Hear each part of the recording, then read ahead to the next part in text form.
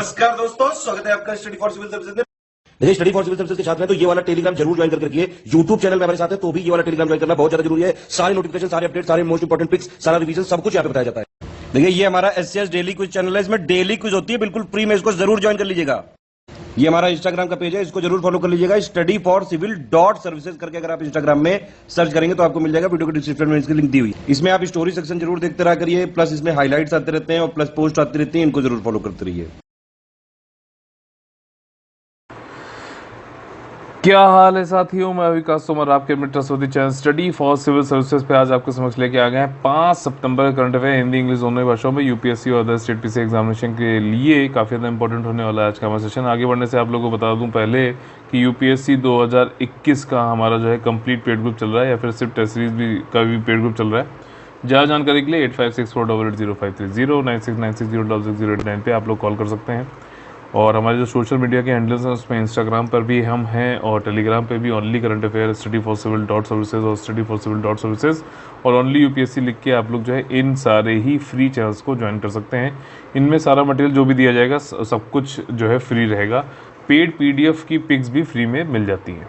ठीक, हमारे जो इंपॉर्टेंट टॉपिक्स हैं जो कि प्रीलिम्स और मेंस में आ सकते हैं वो है electronic inner line permit platform Manipur से संबंधित क्या न्यूज़ है देखेंगे।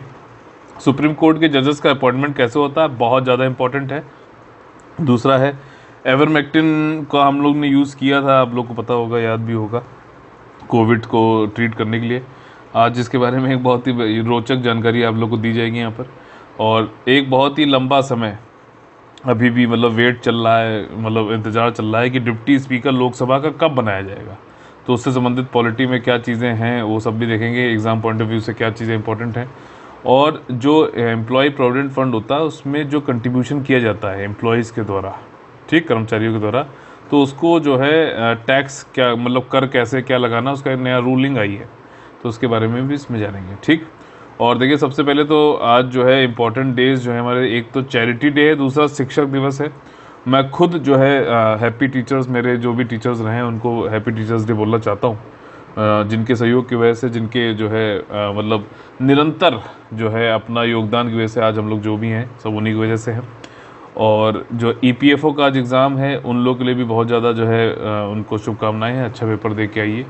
और अगर आप लोग को हमारी तरफ से कुछ भी मदद मिली तो प्लीज़ बताइएगा, ठीक, कि कितना क्या आप लोग को जो एग्ज़ाम पेपर में क्या चीज़ें मदद हमारे जो है अपने चैनल से मिली है कि नहीं मिली है। ठीक, ज़रूर बताइएगा, चाहे मिली हो चाहे ना मिली हो। ठीक, पहला जो टॉपिक है हमारा सिंपल सा, मणिपुर में अब देखिए इनर लाइन परमिट। ठीक, ये आपका क्या होता है कि भारत के दूसरे राज्यों से जो नागरिक हैं वो अगर आपके अरुणाचल प्रदेश, मणिपुर, नागालैंड, ठीक, इन स्टेट में जाते हैं तो इनर लाइन परमिट लेना पड़ता है। ये परमिट जो है स्टेट गवर्नमेंट अरुणाचल प्रदेश जा रहे हैं तो उनसे लेना पड़ेगा, जो बाहर के इंडियन सिटीजन्स हैं उनको। ठीक, देखिए ये चालू हुआ था ब्रिटिशर्स के टाइम पे। ब्रिटिशर्स जो है उस समय चाहते थे कि जो उनके वाणिज्यिक इंटरेस्ट हैं, ठीक, कमर्शियल इंटरेस्ट हैं, उनको बनाए रखने के लिए भारत के जो लोग थे तो उनको ब्रिटिश सब्जेक्ट बोलता था उसमें ब्रिटिशर्स, तो उनको जो है यहाँ पे ना आने देने के लिए या फिर उनको रेगुलेट करना कि कौन आ सकता है, कितने टाइम तक रह सकता है और कब उसको जाना चाहिए, ये सारी चीज़ें करता था। जब इंडिया आज़ाद हो गया, ब्रिटिश चले गए, तो इंडिया ने वो ब्रिटिश सब्जेक्ट को काट कर इंडियन सिटीजन्स लिख दिया। ठीक, और अब जो है ये इसलिए किया गया, पहले जो था कि वाणिज्यिक जो इंटरेस्ट थे ब्रिटिशर्स के उसके लिए जो है रेगुलेट किया जाता था आना जाना। अब जो है इंडियन सिटीजन्स को, यहाँ के जो लोग हैं उनकी जो ट्राइबल आइडेंटिटी है, उनकी जो एथनिसिटी है, ठीक है ना, उनका जो कल्चर है, उनका जो अपना रहने के लिए जगह है, उन सब को प्रोटेक्ट करने के लिए जो है अब जो इंडिपेंडेंट इंडिया उसने फिर ये इनर लाइन परमिट को अभी भी बनाए रखा। ठीक, तो दोनों में फ़र्क है, नियत और इंटेंट में फ़र्क है, समझ में आ गई बात। और इसमें जो है आपका क्या होता है कि रेगुलेट किया जाता है कि जो भी भारतीय सिटीज़न है वो कब आएगा, कौन आ सकता है, कब आएगा, कब जाएगा, क्या ओवर स्टे कर रहा है, तो इन सब चीज़ों को रेगुलेट किया जाता है। स्टेट गवर्नमेंट देती है ये वाले इनर लाइन परमिट।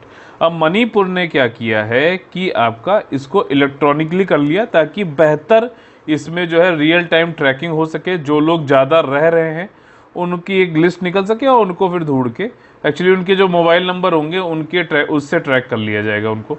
तो ये सारी चीज़ें यहाँ पे किए गए हैं। ये है आपका EILP प्लेटफॉर्म मणिपुर का।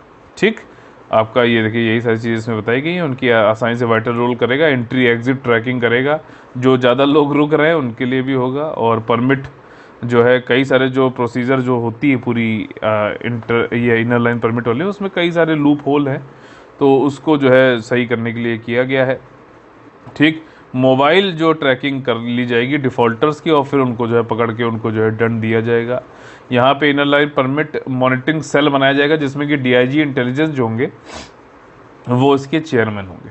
ठीक, और जो है इसमें परमिटेड नंबर ऑफ डेज से ज़्यादा कोई ना रुक सके। मणिपुर में 4 टाइप के परमिट दिए जाते हैं। एक तो अस्थायी होता है, टेम्परेरी, एक होता है रेगुलर नियमित होता है, स्पेशल विशेष, और श्रम लेबर वाला। 7 काउंटर पे दिया जाता था, एयरपोर्ट से भी दिया जाता था, लेकिन अब जब से ये ऑनलाइन पोर्टल एक बन गया है फरवरी 2020 से, तब से आसान हो गया है। इनर लाइन परमिट मैंने आप लोग को बताया, अभी भारत में उत्तर पूर्वी भारत में अरुणाचल प्रदेश, मिजोरम, नागालैंड, मणिपुर में ये चालू है। और यहाँ की लोकल पॉपुलेशन को शील्ड करने के लिए, ताकि वहाँ ज़्यादा पलायन ना हो जाए, इसके लिए किया जाएगा। Bengal eastern frontier regulation act 1873, ये वो लॉ था जिसके अंतर्गत ब्रिटिश जो है ये इनर लाइन परमिट इशू करता था। और वहाँ के जो अपने कमर्शियल इंटरेस्ट हैं, जो व्यापार के जो इनके अपने वो उद्देश्य हैं, उनको जो है हितों को बचाने के लिए, ट्रेडिंग कोई और ना कर सके इस रीज़न से, इसके लिए करता था। लेकिन भारत जब आज़ाद हुआ तो उसने चेंज कर दिया है, और अब जाके जो है ये, और अब उसको और आसान बनाया जा रहा है। ई जो है यानी ऑनलाइन आप लोग जो है इसको ले सकते हैं। ठीक, ऑनलाइन ट्रैकिंग भी हो जाएगी। फिर अगला जो टॉपिक हमारा बहुत ज़्यादा इंपॉर्टेंट है, आपका पॉलिटी से संबंधित है, बहुत ज़्यादा इंपॉर्टेंट है ये वाला टॉपिक। सुप्रीम कोर्ट के जजेस को अपॉइंट कैसे किया था। अभी देखिए संदर्भ ये है कि अभी 9 जजेस को जो है नियुक्त किया जाना है, अपॉइंट किया जाना, उसमें से 3 महिलाएं हैं, सुप्रीम कोर्ट की जज बनेंगी। ठीक है ना, तो ये काफ़ी ज़्यादा इंपॉर्टेंट है। सुप्रीम कोर्ट में जजेस की जो संख्या है बढ़ाकर पार्लियामेंट बढ़ा सकती है। ठीक है, पहली बात। और ये 34 हो गए, जिसमें से अब 33 जो स्थान हैं वो फिल हो चुके हैं, एक बचा हुआ है।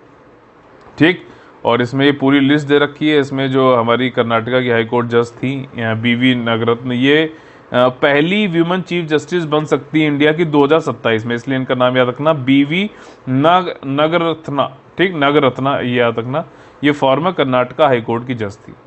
ठीक, बाकी बार से भी, ये बार वो वाला बार नहीं है, समझ रहे हो ना, ये बार काउंसिल जो होता है लॉ से संबंधित, बार काउंसिल ऑफ इंडिया, जो लॉ वाले जो स्कूल है उनको उनके स्टैंडर्ड्स सेट करता है, और जो एडवोकेट्स होते हैं उनके भी स्टैंडर्ड्स चेक करता है। ये सारी चीज़ें बार वो करता है। ठीक है, और who appoints the supreme court जजेस। अब देखो ये इंपॉर्टेंट बहुत है, आर्टिकल 124 सब क्लॉज 2 और अनुच्छेद 217 में ये बताया गया है कि किस तरीके से जजेस की नियुक्ति होगी सुप्रीम कोर्ट और हाई कोर्ट में। हाई कोर्ट 217 और सुप्रीम कोर्ट 124 में।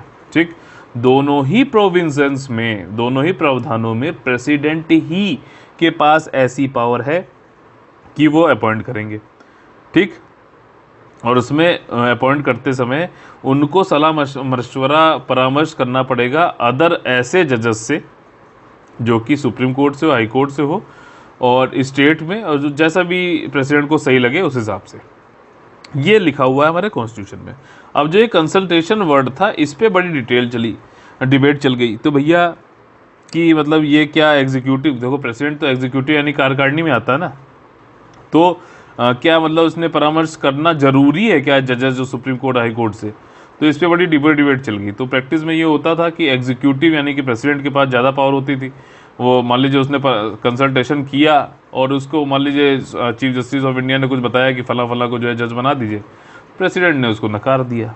तो इस तरीके से जो है एग्जीक्यूटिव कार्यकारिणी की ज़्यादा चल रही थी। ठीक, लेकिन ये सब चेंज हो गया 1980 के दशक में। ठीक, सुप्रीम कोर्ट के कई सारे केसेस हुए जिसको हम लोग जो है सुप्रीम कोर्ट जजेस केस या फिर जजेस केस भी बोलते हैं। 3 केसेस थे, बताऊंगा ये कब कब 81, 93, 98 में हुए थे। ठीक, तो जुडिशरी ने इसमें ये पावर जो कार्यकारिणी के पास थी वो जुडिशरी के पास, न्यायपालिका के पास खींच ली। ठीक, अब देखिए ये कौन से केस थे ये समझ लेते हैं। पहले मैं आपको बता दूं कॉलेजियम सिस्टम की अब हम लोग बात करने जा रहे हैं, जिसके जरिए अब जो है नियुक्ति होती है। और कॉलेजियम सिस्टम जो 3 केस थे ये वाले जजेस केस, उनमें से दूसरे वाले में इवॉल्व हुआ था। ध्यान रखना, पहले में नहीं हो गया था। ये क्वेश्चन बन सकता है। ठीक। तो जो टसल था कि एग्जीक्यूटिव के पास रहनी चाहिए नियुक्ति या जुडिशरी पावर रहनी चाहिए, तो ये इंदिरा गांधी जी ने एक कारनामा किया था अपने कार्यकाल में 1973 में। इन्होंने क्या किया कि एक जो उस समय एक जज थे जिनको बनना चाहिए था चीफ जस्टिस, उन्होंने कई सारे निर्णय जो है इंदिरा गांधी जी के खिलाफ ले लिए। तो उन्होंने उठा के क्या किया कि 3 सीनियर जजेस जो थे उनको छोड़कर एक जो है एएन रे नाम के थे बंदा, मतलब जस्टिस थे, उनको जो है चीफ जस्टिस ऑफ इंडिया बना दिया। तो फिर आपका न्यायपालिका को ये लगा कि यार ये तो गलत है, ये तो कुछ ज़्यादा हस्तक्षेप होने लगा एग्जीक्यूटिव का हमारे उसमें, ठीक है। बल्कि जुडिशरी जैसे आप सेपरेशन ऑफ पावर में देखो तो जुडिशरी को जो है उसके ऊपर चेक एंड बैलेंस रखो, लेकिन ये थोड़ी ना कि उसकी पूरी पावर ही आप अपने ही बंदे बैठाने लगोगे, तो ये तो गलत है। इंडिपेंडेंस बहुत जरूरी है। और बाद में सुप्रीम कोर्ट ने कहा भी है कि इंडिपेंडेंस ऑफ जुडिशरी जो है वो एक बेसिक स्ट्रक्चर है इंडियन कॉन्स्टिट्यूशन का, मूल संरचना है, ठीक। तो 3 केसेस जो जजेस केसेस हुए 1981, 93, 98 में हुए। सुप्रीम कोर्ट का जो इवॉल्व हुआ कॉलेजियम सिस्टम वो इन्हीं सब जो है केसेस के जरिए हुआ, लेकिन 1993 जो सेकंड वाले में वाकई में इन्वॉल्व हुआ था अगर लिटरली देखा जाए तो, ठीक। तो पहले क्या हुआ है, कई सारे जो सीनियर कोर्ट जजेस सुप्रीम कोर्ट के जजेस थे, अब ये हेडेड बाय सीजीआई, इन्होंने रिकमेंड किया प्रेसिडेंट को। अब जो ये होता है कि अब वो रिकमेंड करते हैं कि भैया किसको बनाना जज, फिर ये होता है, ठीक है। तो अब जो कॉलेजियम सिस्टम है उसके अंदर क्या हो रहा है कि इसमें सीजीआई हो गया और कई सारे आपके सीनियर जजेस हो गए, ये सब लोग मिलके बताते हैं कि फला फला XYZ को आप जो है नियुक्त करिए सुप्रीम कोर्ट का जज, तो वो बन जाता है, ठीक। ये सिचुएशन है। लेकिन ये आया कैसे कॉलेजियम सिस्टम, ये ऐसे आया, पहला जजेस केस हुआ SP Gupta versus union of India, ठीक। सुप्रीम कोर्ट ने इसमें भी प्रेसिडेंट यानी कार्यकारिणी को, एग्जीक्यूटिव को थोड़ा सा अपर हैंड दे दिया और कहा कि भैया जो CGI के अपॉइंटमेंट, जब कोई भी सुप्रीम कोर्ट के जज का अपॉइंटमेंट हो रहा है तो CGI से जो भी परामर्श करता है प्रेसिडेंट, उसमें कंकरेंस हो, सहमति हो, कोई जरूरी नहीं है। तो एक तरीके से कार्यकारिणी की यहाँ पर भी इन्होंने जो है वो कर दिया, पक्ष ले लिया एक तरीके से, ठीक, उनके फेवर में डिसीजन दे दिया, ऐसे बोल सकते हैं। लेकिन ये चीज़ 12 साल बाद सेकंड जजेस केस जो 93 वाला आया, जिसको बोलते हैं स्कारा वर्सेस यूनियन ऑफ इंडिया या फिर supreme court advocates on records association versus union of India, इसमें क्या हुआ, 9 जज की बेंच थी, कॉन्स्टिट्यूशनल बेंच थी। 5 जजेस से ज़्यादा अगर सुप्रीम कोर्ट की कोई जज बैठते हैं एक केस में तो उसको कॉन्स्टिट्यूशनल बेंच बोलते हैं, 5 या उससे ज़्यादा। तो यहाँ तो 9 थे। तो यहाँ पर इवॉल्व हुआ कॉलेजियम सिस्टम और यहाँ पर ये कहा गया कि नियुक्ति होनी हो या फिर हाई कोर्ट के जजेस की जो है ट्रांसफ़र होना हो, एक हाई कोर्ट से दूसरा उसको हाई कोर्ट, वहाँ पे कॉलेजियम सिस्टम के अनुसार काम होगा। अब इसमें यहाँ पे ये कहा गया कि जो कॉन्स्टिट्यूशन है उसमें ये चीज़ इंपॉर्टेंट है कि जुडिशरी न्यायपालिका की जो है इंडिपेंडेंस, स्वतंत्रता जो है बनी रहे, ठीक, एग्जीक्यूटिव से, ताकि उसकी जो आपकी अपनी मतलब ये अखंडता है जुडिशरी की वो बची रहे, ठीक। तो ये आया 93 में सेकंड वाला केस। फिर 1998 में अब देखो क्या हो रहा था कि जुडिशरी ने अपने हक में कर लिया काम। अब इसमें प्रेसिडेंट को थोड़ा सा जो है कार्यकारिणी का जो हेड था उसको ही तो ताकत एक तरीके से कम हुई। तो प्रेसिडेंट ने 1998 में अपनी आर्टिकल नंबर 143, यहाँ पे दिया नहीं, मैं अलग से बता रहा हूँ, 143 143 के अंतर्गत जो है रेफरेंस मांग लिया आपका सुप्रीम कोर्ट से, ठीक। ये पढ़ लेना एक बार आर्टिकल 143। इसमें प्रेसिडेंट रेफरेंस मांग लेता है सुप्रीम कोर्ट से कि भैया ये जो कंसल्टेशन की बात है, अब मान लीजिए चलो ठीक है इंडिपेंडेंस की बात कर रहे हो, जुडिशरी की बात होनी चाहिए, ठीक, लेकिन जो अभी भी पहले जो डिबेट चली थी, जो परामर्श वाली बात है, तो इसके बारे में बता दो कि ये क्या होता है, ठीक। तो यहाँ पर अब क्या हुआ कि बहुत ही अच्छा काम किया सुप्रीम कोर्ट ने। यहाँ पे सुप्रीम कोर्ट ने कह दिया कि ठीक है, जो कंसल्टेशन हो रही है, परामर्श हो रहा है CGI पे, कोलेजियम जो भी बोल रहा है वो ठीक है, हमने सिस्टम बना दिया, लेकिन प्रेसिडेंट को मान लीजिए सिर्फ अगर CGI ने बोल दिया कि फला फला ABC को बना दो तो भी काम नहीं चलेगा। ये थर्ड वाले जो है रेफरेंस में जब पूछा था KR नारायण जी ने, प्रेसिडेंट जो थे, तब बताया गया कि सिर्फ CGI बोल दे वो भी काम नहीं चलेगा। कुछ और जजेस जो अभी जो मैंने बताया ना कि CGI और सीनियर जजेस कुछ और होते हैं, उनके ही सबके मतलब एक तरीके से कोरम बना के उनके जो आता है कि भैया हाँ ये वाला बंदा ABC इसका कहेगा तब उसको माना जाएगा। सिर्फ CGI कह दे तो ये ठीक नहीं है। तो यहाँ पर अच्छी बात ये हुई कि सिर्फ CGI की भी नहीं चलेगी और सिर्फ प्रेसिडेंट की भी नहीं चलेगी, आपस में वो नहीं कर सकते। अब कई सारे सीनियर जजेस भी यहाँ पे इन्वॉल्व हैं, तो जो है ज़्यादा निष्पक्ष कोई भी फेवरेटिज्म, नेपोटिज्म, ये सब काम नहीं होंगे। जो योग्य है जजेस या फिर जो सीनियर हैं वही बनेंगे। ये अच्छा काम हुआ तीसरे वाले में, ठीक। और अभी की सिचुएशन क्या है, किस तरीके से अपॉइंटमेंट होता है, वो मैंने आपको पहले बता ही दिया। तो यहाँ पे ये कहा गया कि सीजीआई का खुद का अकेले का ओपिनियन जो है कंसल्टेशन नहीं है, आपको कोरम बनाना पड़ेगा, मेजॉरिटी वोट के साथ में जो है कई सारे सीनियर जजेस के साथ में मिलकर जो रिकमेंडेशन दी जाएगी प्रेसिडेंट को, वो कंसल्टेशन मानी जाएगी, ठीक। 2014 में जो हमारी अभी प्रेजेंट गवर्नमेंट है, इसने नेशनल जुडिशियल अपॉइंटमेंट कमीशन लाने की कोशिश भी करी थी, लेकिन इसको सुप्रीम कोर्ट ने कहा कि इंडिपेंडेंस के खिलाफ बात हो रही, जो कि एक बेसिक स्ट्रक्चर है, और उस वाले अमेंडमेंट को, कॉन्स्टिट्यूशनल अमेंडमेंट को रद्द कर दिया था, ठीक। समझ में आ गया? बढ़िया से समझ में आया कि नहीं आया? अगर आया तो लाइक बटन तोड़ डालिए तुरंत, ठीक। देखिए, कोविड के इलाज के लिए एवरमेक्टिन का प्रयोग, देखिए जब कोविड की सेकेंड लेयर आई थी, मुझे खुद भी कोविड हुआ था, और कई सारी जो है दवाइयों के नाम चल रहे थे, कई मैंने तो फिर वो उसको क्रॉस चेक करने के लिए डॉक्टरों से भी बात करी, एवरमेक्टिन सब ने बोली। अब ये अभी जो संदर्भ है वो, चलिए एक कोई शो आता है स्पॉटिफाई करके, एक वेब एप्लीकेशन है, तो उसमें जो है वो उल्टी सीधी बताते रहते हैं चीज़ें जो रोग एक्सपीरियंस करके है, तो उनके काफ़ी आलोचना हो रही है कि उल्टी सीधी कोविड से लड़ने के लिए जो है ये अपना बताता रहता है पॉडकास्ट में, तो ये गड़बड़ है, ठीक। लेकिन अब गड़बड़ क्या हो रही है समझिए बात को। उस समय बताया, मैंने खुद आइवरमेक्टिन खाई, मैं इसमें बिल्कुल झूठ नहीं बोलूँगा, और लेकिन ये चीज़ मैंने क्रॉस चेक करके डॉक्टर्स के परामर्श के बाद ही मैंने करी थी, ठीक है। अब एवरमेक्टिन है क्या, अब सुनिए, अब आपने जिसने खाई है ना, सबको लगेगा यार क्या खा लिया। ये जो है आपका परिजीवी रोधी दवा है, एंटी पैरासिटिक ड्रग है, और कोविड जो है वो क्या है, वायरस है। बात समझना, वायरस को मारने के लिए आप पैरासाइट को रोकने वाली, परजीवी को रोकने वाली ड्रग खा रहे हो, तो ये कितना काम करेगा। अब दूसरा जो है धमाका सुन लो, ये जो है मवेशियों को पशुओं को जो है यूज़ करने के लिए, मतलब उनको जो है सही करने के, इलाज करने के लिए यूज़ में लाई जाती है। तो हम कितने पशु हैं आप समझ ही लो, ठीक। हालांकि ह्यूमन पे ये भी इसका उपयोग हो सकता है, लेकिन जो है त्वचा के ऊपर, और वो भी जो सर में जुएं हो जाते हैं ना, उसके लिए, समझ रहे हो। ये नहीं है कि उसको खाने के तौर पे नहीं, खाने के लिए तो पशुओं में ही काम आएगा। तो यहाँ पे, और बाकी जो ह्यूमन में यूज़ होता है वो क्रीम, लोशन, हेड लाइस जो है ना, सिर के जू, इनका इलाज करने के लिए होता है। तो ये अब उस समय तो भैया चल रहा था, जिसने जो बोला सबने खाया, एक जगह हुआ तो सबने बिल्कुल। अब जब सब लोग जो है एक्सपर्ट्स बात कर रहे हैं, तो चाहे यूएसए हो, चाहे ऑस्ट्रेलिया हो, सब जगह जो है खूब इसकी डिमांड है, अभी भी है, क्योंकि पता नहीं लोग को जो है लग रहा है कि नहीं, हमको लग रहा है इनके पास बची नहीं है, इसलिए हम लोग को मना कर रहे हैं, सब लोग कर रहे हैं। लेकिन जो एक्सपर्ट कह रहे हैं वो ये है कि ये एक तो वायरस है, आप पैरासिटिक खा रहे हो, ये कैसे कर जाएगा। दूसरा, ये इंसानों में होता ही नहीं यूज़ इसका, वो होता भी है तो टॉपिकल होता है, यानी कि स्किन के ऊपर होता है, ना कि खा वा के ये सारी चीज़ होती है। यही इस वाले टॉपिक में पूरा बताया गया है। आपका ये टैबलेट में खा के राउंड वॉर्म का इन्फेक्शन या फिर स्कैबीज, रोसेसिया जो होता है, स्किन कंडीशन, इनको सही करने के लिए काम आता है, ठीक, वो भी पशुओं में। तो ये वाली चीज़ें हैं।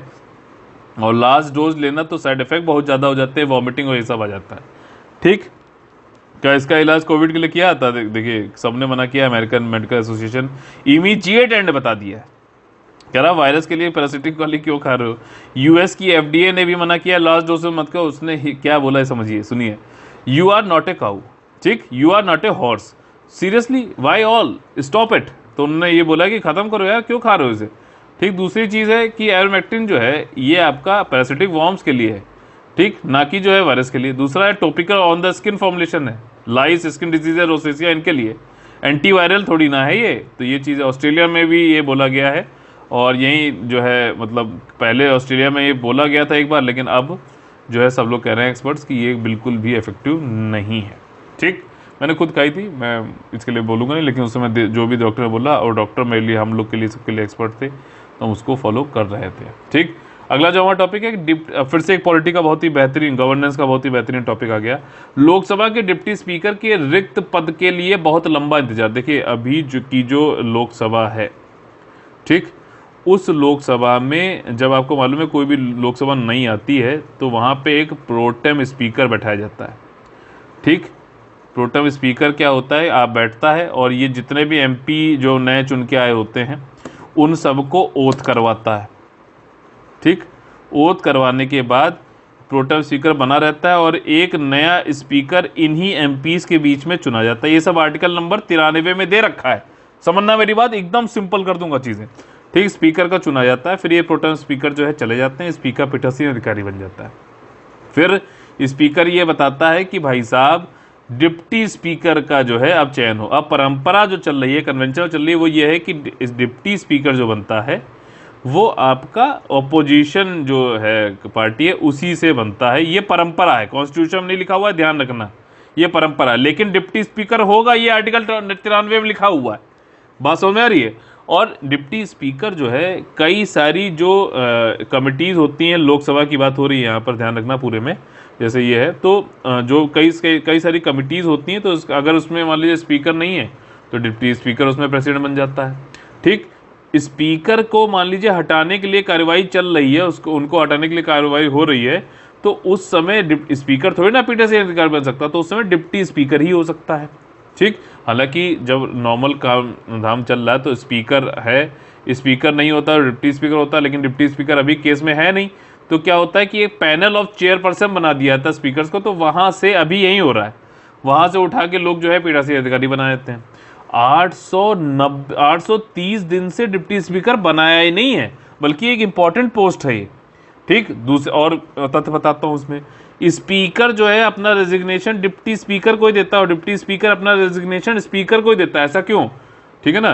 देखो स्पीकर चुनता है डिप्टी स्पीकर, ये सही है, स्पीकर को जो है आपका प्रेसिडेंट बताता है, चुनता है, प्रेसिडेंट उसमें जो है उनको नियुक्त करता है, लेकिन स्पीकर अपना रेजिग्नेशन डिप्टी स्पीकर को देगा और डिप्टी स्पीकर अपना रेजिग्नेशन स्पीकर को देगा, क्योंकि ये दोनों ही अगर देखा है तो एमपी, उन्हीं के तो बीच में तो एक ही लेवल पे हैं दोनों, ध्यान रखना, ये भी एक तथ्य है।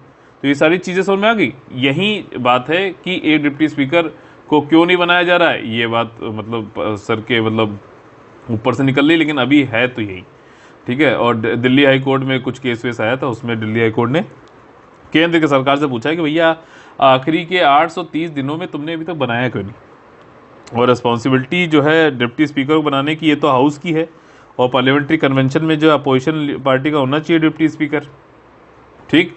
और इससे जो है अभी अपोजिशन के पास में मान लीजिए स्थिरन नहीं है, फिर भी सेंट्रल गवर्नमेंट को तो ये कराना चाहिए था ना कि भाई जब चुना ही जाना है तो मान लीजिए अपोजिशन पार्टी नहीं भी है, कोई एक मत नहीं हो पा रही है, तो कोई बने, लेकिन बने तो सही। स्पीकर अगर प्रिसाइड नहीं कर रहा है हाउस को, तो अभी क्या हो रहा है कि पैनल ऑफ चेयरपर्सन से कोई आ जाता है। स्पीकर डिप्टी स्पीकर बारे में 93 वाले आर्टिकल में दे रखा है कि कॉन्स्टिट्यूशन को ये कहता है कि इलेक्शन होगा दोनों ही स्पीकर और डिप्टी स्पीकर का, और कॉन्स्टिट्यूशनल ऑफिस जो होता है डिप्टी स्पीकर का ये सिंबॉलिक होता है पार्लियामेंट्री डेमोक्रेसी में देन सम रियल अथॉरिटी, ठीक है, ये बोला गया है। और यहाँ पे देयर इज नो नीड, कोई ज़रूरत नहीं होती रिज़ाइन करने का अपनी पार्टी। डिप्टी स्पीकर जो है किसी पार्टी से बने रहते हुए भी इम्पार्शियल रह सकता है, ऐसा बोला गया है। और डिप्टी स्पीकर जो है इंडिपेंडेंट होता है स्पीकर से, कोई ये उसका सबॉर्डिनेट नहीं होता, जैसे मैंने आप लोगों को पहले बताया।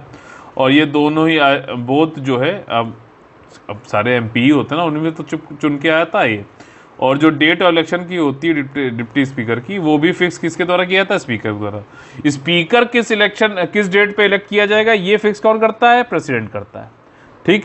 और इंडिपेंडेंस से देखा जाए तो अभी तक डिप्टी स्पीकर की जो पोजीशन है वो काफ़ी इंपॉर्टेंस में बढ़ गई है। जब स्पीकर नहीं होता, डिप्टी स्पीकर कमिटीज़ में बैठता है, पार्लियामेंट के अंदर भी बाहर भी, जैसे कि आपके पहले ये एम थम्बी दुरई जी बैठते थे, ठीक, Lok Sabha committee on private members bill pay MP lead वाली स्कीम पे बैठते थे, ठीक। डिप्टी स्पीकर जो है आपकी निरंतरता को भी इंश्योर करता है, ये एक एक्स्ट्रा पॉइंट है कि जब स्पीकर मान लीजिए उसकी डेथ हो गई, जगह उसकी वैकेंट हो जाती है डेथ की वजह से, या फिर रेजिग्नेशन हो जाए, कुछ भी हो जाए, तो डिप्टी स्पीकर ही तो बनेगा उस समय बैठ के, तो ये चीज़ है। इसके अलावा जो है एक रेजोल्यूशन आया था for the removal of speaker, ठीक है, 1987 में लोकसभा स्पीकर बलराम झाकड़ के खिलाफ, तो उस समय डिस्कशन चल रहा था। तो कॉन्स्टिट्यूशन ने स्पेसिफिकली बताया था कि डिप्टी स्पीकर ही प्रिसाइड कर सकता है जब स्पीकर को हटाए जाने की बात कही जा रही हो, ठीक। तो ये सारी चीज़ें काफ़ी ज़्यादा इंपॉर्टेंट है, और मैं जैसे बोलता होता हूँ, आप लोग खाली कीवर्ड्स के नोट्स भी बना सकते हैं, नहीं तो ये पेड पीडीएफ तो आप लोगों को मिल जाती है पेड ग्रुप्स में, ठीक। अगला जो हमारा टॉपिक है ईपीएफ में योगदान पर कर लगाने का नियम। अभी क्या हुआ था, जब 2021 का बजट आया, तो हमारी जो फाइनेंस मिनिस्टर जो है निर्मला सीतारमण जी, उन्होंने कहा कि देखिए क्या हो रहा है कि जो लोग प्राइवेट संस्थानों में काम करते हैं, कुछ लोग गवर्नमेंट संस्थानों में काम करते हैं, ठीक। ईपीएफ एक ऐसी स्कीम है जिसमें कि एम्प्लॉय प्रोविडेंट फंड यानी कि भविष्य निधि, ध्यान से सुनना, भविष्य निधि इसको बोलते हैं। ये जिसमें जो भी कंट्रीब्यूशन जो है एम्प्लॉय कर्मचारी करता है उतना ही परसेंटेज का जो है आपका एम्प्लॉयर भी करता है, नियोक्ता भी करता है, लेकिन इसकी लिमिट है, ठीक। 12% के मान लीजिए ये ऊपर भी कर रहा है, ठीक, कर्मचारी, लेकिन एम्प्लॉयर जो है 12% तक ही करेगा, ठीक। ईपीएफओ मैंने बहुत बार इसको पढ़ाया है, ठीक। तो ये वाली जो स्कीम है, और ये जो भी पैसा आप इकट्ठा करते जाते हो उस पर कुछ ब्याज भी मिलता है। ईपीएफओ के अंतर्गत आपने देखा होगा 8% के करीबन कुछ अभी दिया था पिछले साल, 8.4, ठीक। और ये आपको मिलता है रिटायरमेंट पे, तो एक तरीके से आपकी पेंशन या फिर रिटायरमेंट प्लान की तरीके से होता है, ठीक। तो एक कुछ चीज़ें फिर से रिपीट कर देता हूँ। ईपीएफ जो है रिटायरमेंट के बाद मिलेगा, ठीक। जो कंट्रीब्यूशन जितना एम्प्लॉई करता है उतना ही एम्प्लॉय करता है, लेकिन लिमिट है 12%, उससे ज़्यादा एम्प्लॉयर नहीं करेगा, एम्प्लॉई कर सकता है, ठीक। इन सबको देख रेख करने के लिए इस वाली स्कीम को जो है, ईपीएफओ एक संस्था है, आपका एम्प्लॉय प्रोविडेंट फंड ऑर्गेनाइजेशन, जो इसमें एक्ट है वो मिसलेनियस एक्ट है, employ provident fund miscellaneous act 1952 का, उसके अंतर्गत ये चलता है, ठीक। और ये जो है आपको इसमें कंट्रीब्यूशन जो एम्प्लॉई है, अब खेल कहाँ पे होता है ये समझना। अब यहाँ पे ये कहा गया है कि जो कंट्रीब्यूशन एम्प्लॉई कर रहा है प्राइवेट संस्थान में, तो उस पर अभी क्या होता है कि जब पैसा डालता है एम्प्लॉई, तो मान लीजिए 100 रुपये डाले, तब भी उसके ऊपर कोई टैक्स नहीं लगा, समझना मेरी बात। इस पे जो उसको ब्याज मिला उस पे भी कोई टैक्स नहीं मिला, ठीक। गवर्नमेंट को कोई टैक्स नहीं जा रहा, उसकी जेब में कोई पैसा नहीं जा रहा, बात समझना। जब जो है पैसा विड्रॉ किया, ठीक, उस पर मान लीजिए जब कुछ भी ये इंटरेस्ट जोड़ के जो भी अमाउंट बना उस पर भी गवर्नमेंट को कोई टैक्स नहीं मिला। तो अब यहाँ पे क्या हो रहा था, इसको बोलते ई एग्जेम्प्ट वाली स्कीम, ठीक। तो अब क्या हो रहा था कि जो गरीब हैं, जो 12% तक कर रहे हैं अपनी उसका, तो वो तो ठीक है, लेकिन कई सारे हाई नेट वर्थ इंडिविजुअल्स जो होते थे, उनके वो करोड़ों रुपए की उनकी सैलरी होती है, ठीक। तो वो लोग प्राइवेट संस्थानों में अपना, या फिर गवर्नमेंट के भी लोग हैं, तो वो लोग भी जो है अपना इसमें ईपीएफ में खूब पैसा डालते रहते हैं, और अपना रिटायरमेंट के लिए जो है तीनों टैक्स वैक्स तो लगता नहीं है, तो बढ़िया उनको पैसा, एक पूंजी उनकी तैयार हो जाती है। तो गवर्नमेंट ने कहा कि यार ये चीज़ तो गलत है ना, गवर्नमेंट खाली ब्याज ही देने के लिए बैठी है क्या।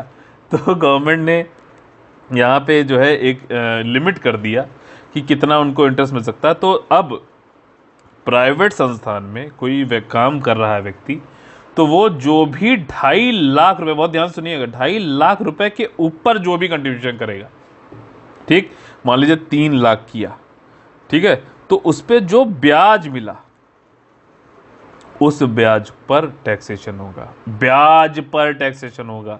2.5 लाख के ऊपर अगर कोई कंट्रीब्यूशन करता है एम्प्लॉई, तो उस पे जो ब्याज मिलेगा उस ब्याज पे टैक्सेशन लगेगा, ध्यान रख लेना, ठीक। और इसी तरीके से अगर गवर्नमेंट एम्प्लॉई है तो 5 लाख से ज़्यादा अगर ब्याज मतलब कंट्रीब्यूट करता है ईपीएफ में, और उस पर जो ब्याज मिलेगा उस ब्याज पर, मान लीजिए ब्याज कमाए 100 रुपये, तो उस 100 रुपये पर टैक्सेशन होगा, ना कि 5 लाख रुपये पर, ठीक। तो ये सारी चीज़ समझ में आ गई एकदम क्रिस्टल क्लियर, यही सारी चीज़ें यहाँ बताई गई हैं, ठीक। 2.5 लाख कर दिया गया है प्राइवेट के लिए, और गवर्नमेंट के लिए जो है आपका 5 लाख कर दिया गया है।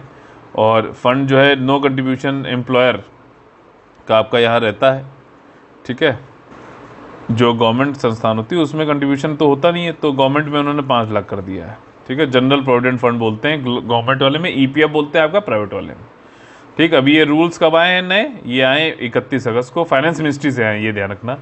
और इनकम टैक्स रूल्स जो है 1962 वाले, उसमें इनटू इफेक्ट आपका जो है 1 अप्रैल 2022 से सीबीडीटी ने कहा है कि एक इंसर्ट कर दिया रूल नंबर 9D, ठीक, जिसके अंतर्गत ये 2.5 लाख और 5 लाख की बात कही गई है।